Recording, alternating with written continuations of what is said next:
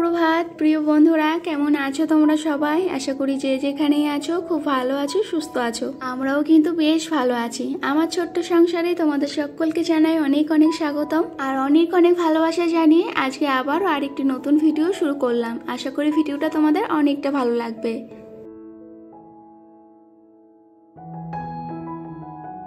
সকালবেলায় আজকে জানো তো একদম ভোর 6টার সময় ঘুম ভেঙেছে আর সঙ্গে সঙ্গে উঠে চলে এসেছি নিচে। ওদিকে কিন্তু পাপা বেটু এখনো ঘুমোচ্ছে। আমি চলে এসেছি ঘরে, যে ঘরের টুকিটাকি যে আশিবাসি কাজ আছে ওরা ওঠার আগে সেগুলো সেরে নেব। ঘরে এসে প্রথমেই তো ঘরের সমস্ত দরজা জানলাগুলো খুলে দিলাম, যেহেতু রাত্রিবেলায় ঘরে থাকা হচ্ছে না, ঘরটা কিন্তু বেশ গরম হয়ে থাকছে। ওই জন্য প্রথমেই ঘরের সমস্ত দরজা জানলা খুলে দিলাম, যাতে ভোরবেলায় একটু হাওয়া বাতাসটা ঘরে ঢোকে। আর তারপর দেখো এই যে ঘরের দুয়ারটা ভালো করে জলের ছিটা দিয়ে ঝাড়ু করে নিলাম। এটা কিন্তু আমি রোজ দিনই করে থাকি। সকালবেলায় ঘুম থেকে উঠে এরকম ছোট ছোট কাজগুলো, যেমন ঘরের দুয়ারে জল দেওয়া, এরকম কাজগুলো কিন্তু ভীষণ এনার্জি আনে। সারাদিন কাজ করতে না ভীষণ এনার্জি বাড়িয়ে দেয়। এরই মধ্যে ঘরটাও সুন্দর করে ঝাড়ু করে নিয়েছি। আর এই যে এখন চলে এসেছি আমার প্রিয় প্রিয় কাজগুলোকে একটু জল দিতে। ওদিকে আমার ঘরের সমস্ত কাজ প্রায় কমপ্লিট। আর এই যে এইদিকে দেখো পাপা বেটুর ঘুম ভেঙেছে, যেহেতু একটু রৌদ্র বেরিয়ে গেছে ওই জন্য আর থাকতে পারছে না ছাদে। ওই জন্য এখন চলে এসেছি ছাদে। আর ছাদে এসে এই যে আমাদের ছোট্ট বিছানাটা এখন দুজনে মিলে গুছিয়ে পরিপাটি করে নিচ্ছি। আর কদিন ধরে জানো তো ছাদেই ঘুমোচ্ছি।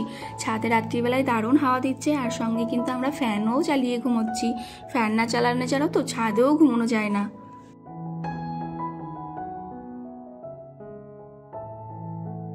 ছাদ থেকে এসে সোজা চলে এসেছি রান্নাঘরে দুজনের জন্য 2 কাপ চা বানাতে। যেহেতু আগের দিন রাত্রিবেলায় আমি রান্নাঘরটা মুছে ধুয়ে পরিষ্কার করে রাখি, সেহেতু কিন্তু সকালবেলায় উঠে আমার তেমন কোনো কাজই থাকে না রান্নাঘরে। চা করতে করতে এই যে আমাদের জল চলে এসছে। এই জলের টাপ্পাটা না আসা পর্যন্ত আমার যেন সকালে শান্তিই নেই, কারণ জল ছাড়া তো রান্নাও হবে না। আর আমাদের জানো তো ট্যাঙ্কির জলটা এত বিচ্ছিরি যে রান্নার কাজেও ব্যবহার করতে পারি না আমরা, আমাদের ওই কেনা জলটাই ব্যবহার করতে হয়।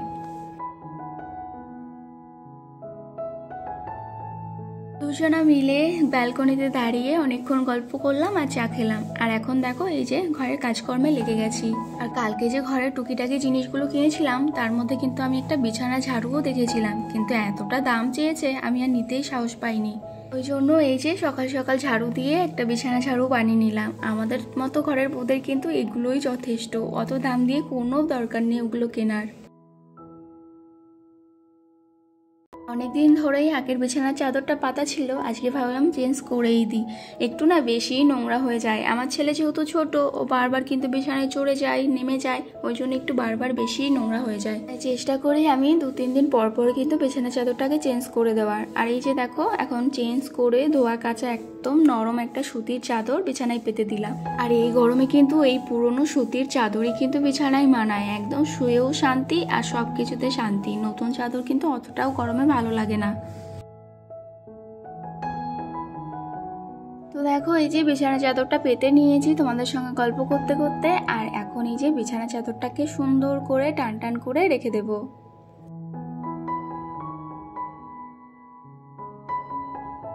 বিছানার চাদরটা সুন্দর করে টান টান করে পেতে নিয়ে এখন এই যে আমার সমস্ত টেডিগুলো সুন্দর করে গুছিয়ে রেখে দিলাম। আর এই যে কালকে যে ছোট্ট ছোট্ট ফুলদানিগুলো এনেছিলাম ওগুলোই একটা সাজিয়ে দিলাম।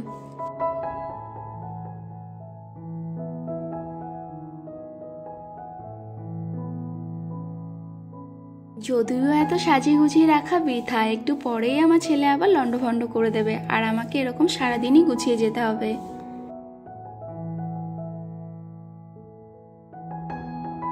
আজকে সকালের ব্রেকফাস্টে বানিয়েছিলাম চাউমিন, মানে সবার জন্য। আমাদের ঘরের পাশেই একজনরা ভাড়া থাকে, ওনাদের ঘরেও ছোট ছোট 2 বাচ্চা আছে, তো ওদের জন্য একটু অল্প করে বানিয়ে নিয়েছিলাম।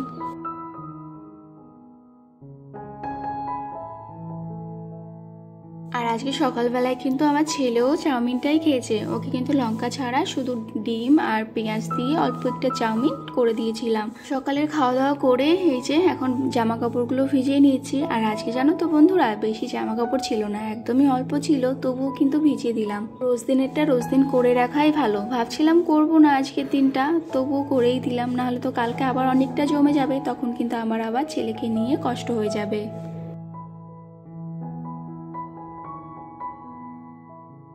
জামা কাপড় ওগুলো ভালো করে ভিজিয়ে দিয়েছি। আর যেহেতু সাদা সাদা জামা ছিল সোমাংশে একটু দাগ টাগ লাগিয়ে দিয়েছিল, ওই জন্য একটু আগে থেকেই ভিজিয়ে দিলাম যাতে দাগগুলো ওঠাতে আমার সুবিধা হয়। স্নান করতে যাওয়ার আগে এখন এই যে ঘরটাও সুন্দর করে মুছে নিচ্ছি। ঘরের সমস্ত কাজকর্ম তো হয়েই গেছে, শুধু ঘরটা মোছাই বাকি ছিল, ওই জন্য ঘরটাও সুন্দর করে মুছে নিচ্ছি। আর আমার ঘরটা না ভীষণ পরিমাণে নোংরা হয়, মানে রাস্তার পাশেই যেহেতু ঘরটা, আর ভীষণ পরিমাণে ঘরে ধুলো ঢোকে। আর এদিকে যেহেতু সাদা টাইলস বসানো, সেহেতু কিন্তু আমাকে একটু পরপরই ঘরটা মুছতে হয়।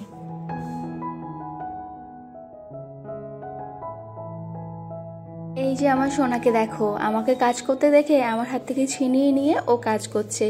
এত ছোট হলেও কি হবে, মায়ের কষ্ট কিন্তু ঠিকই বোঝে। তোর হাত থেকে নিয়ে নিয়েছি আমি। আর এখন দেখো এই যে এই পাশটাও সুন্দর করে মুছে নিয়েছি, তাহলে কিন্তু আমার ঘরের রুমটা পুরোপুরি মোছা কমপ্লিট হয়ে যাবে।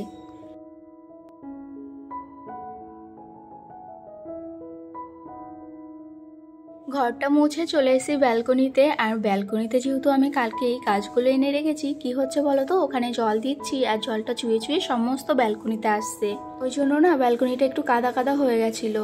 তাই আর না মুছে আগে ভাবলাম ভালো করে জলটা দিয়ে ঢেলে ধুয়ে দিই। আর তারপর দেখো এই যে ধুয়ে টুয়ে মুছেও নিচ্ছি।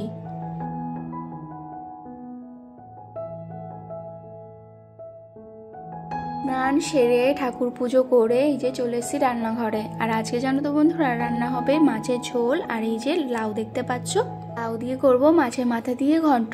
ওই জন্য এই যে অনেকটা পরিমাণ লাউ কুচিয়ে নিয়েছি, আর সঙ্গে কিন্তু একটু আলুও দিয়েছি। আমাদের বাঙালিদের তো আলু ছাড়া চলেই না, ওই জন্য একটু আলুও কুচিয়ে দিয়েছি। আর সঙ্গে দিয়েছি 4-5টা কাঁচা লঙ্কা আর একটা টমেটো।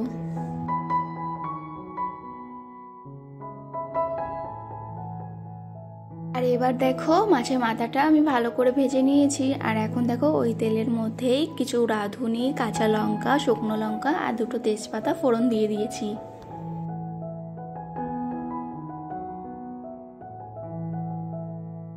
আর এবার এই কটাকে ভালোভাবে একটু নাড়াচাড়া করে নেব। আর তারপরেই যে কুচিয়ে রেখেছিলাম লাউ, আলু, ওগুলো সমস্ত কিছু ঢেলে দেবো।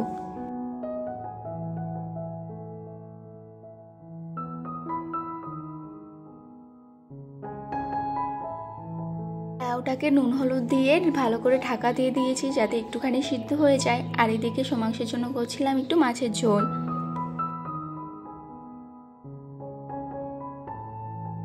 ওদিকে রান্না হচ্ছে, আর রান্নার ফাঁকে আমি ভাবলাম এই যে মশলাদানিটা আছে এটা ভালো করে ধুয়ে ফেলি। অনেকদিন ধরেই ভাবছিলাম ধোবো কিন্তু ধোয়াই হচ্ছিল না, অনেকটা মশলা ছিল এর মধ্যে। আর আজকে আর দেরি করলাম না, সমস্ত মশলা যা ছিল এর মধ্যে ঢেলে নিয়ে এই যে দেখো এখন ধুয়েও নিচ্ছি ভালো করে। আর এই টুকিটাকে কাজগুলো করতে করতে দেখো আমার রান্না বান্না প্রায় কমপ্লিট। এখন দেখো এই যে মাছের মাথাটা দিয়ে ভালোভাবে নাড়িয়ে নিলাম। আমার রান্নাটাও কমপ্লিট হয়ে গেল দেখতে দেখতে। আর মাছের ঝোলটা আগেই নামিয়ে নিয়েছি, সেটা তোমাদের সঙ্গে শেয়ার করা হয়নি। রান্নার ফাঁকে ফাঁকে কিন্তু অনেকটা কাজ এগিয়ে নিয়েছি, যেমন সমস্ত মশলাদানিগুলো ছিল ধুয়ে নিয়েছি, আরও টুকিটাকি কিন্তু কৌটোগুলো ছিল যা সমস্ত ধুয়ে পরিষ্কার করে নিয়েছি।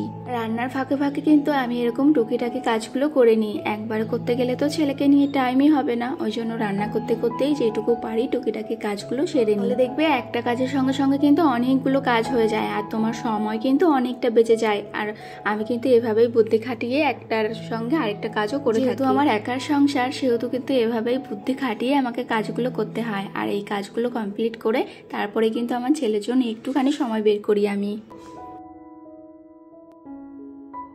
রান্না বান্না তো সমস্ত কমপ্লিট। আর রান্নাঘরে জানো তো আমার ছোট্ট একটা খাটিয়া রাখা আছে, যেহেতু সোমাংশ মাঝে মাঝে থাকে আমার সঙ্গে, ওখানে আমি ওকে বসিয়ে দিই সমস্ত খেলনাবাটি দিয়ে। তো ওখানে ও খেলতে থাকে, আমি আর এদিকে রান্না বান্নাগুলো কমপ্লিট করে নিই। ওই জায়গাটাই আজকে সুন্দর করে একটু গুছিয়ে পরিষ্কার করে নিলাম।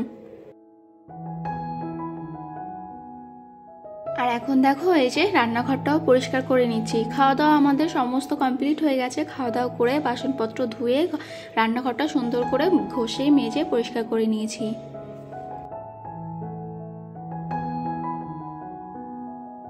এখন হচ্ছে একদম বিকাল হয়ে গেছে। বিকাল বেলায় ওই যে দুপুরে যে জামা কাপড়গুলো কেচেছিলাম ওগুলোই দেখো ছাদে মেলে দিলাম।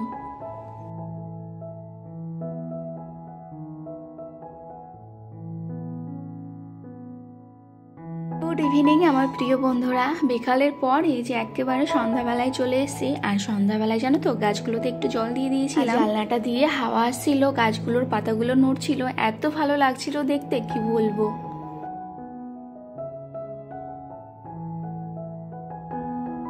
আর এখন দেখো সন্ধ্যাবাতি জ্বালিয়ে এই যে সারা ঘরে একটু ধূপ দেখিয়ে দিচ্ছি। আর এদিকে ছেলে আজকে পাপার কাছে পড়তে বসেছে, মানে আমার আর কোনো কাজই নেই এখন। ওই জন্য ভাবলাম ছেলে ওইদিকে যেহেতু পড়তে বসেছে, আমার যে টুকিটাকি মুদিখানার বাজারগুলো ছিল ওগুলোই আমি সুন্দর করে গুছিয়ে রাখি। আমাদের জানো তো বন্ধুরা, 1 মাসের বাজার একবারেই করে রাখি, তাহলে না অনেকটা সুবিধা হয় সংসার চালাতে, আর খরচাটাও কিন্তু অনেকটাই কমে যায়। এই যে দেখো সমস্ত টুকিটাকি বাজার, মানে যেগুলো আমার এখনই মানে কদিনের মধ্যেই লাগবে, সেগুলো এই যে ছোট্ট বালতিটার মধ্যে রেখে দিলাম। আর ওই যে দেখতে পাচ্ছ ছোট ছোট টব, ওগুলো তোমাদের দাদাভাই এনেছে আমার গাছগুলো লাগানোর জন্য। কিন্তু মাটির এত অভাব কি বলবো, যেহেতু এখানে আমরা ভাড়া থাকি সেহেতু মাটি আমরা কোথায় পাই বলো। তোমাদের দাদাভাই বলেছে কোথাও থেকে মাটির ব্যবস্থা করবে, আর তারপরে কিন্তু গাছগুলো টবে লাগানো হবে।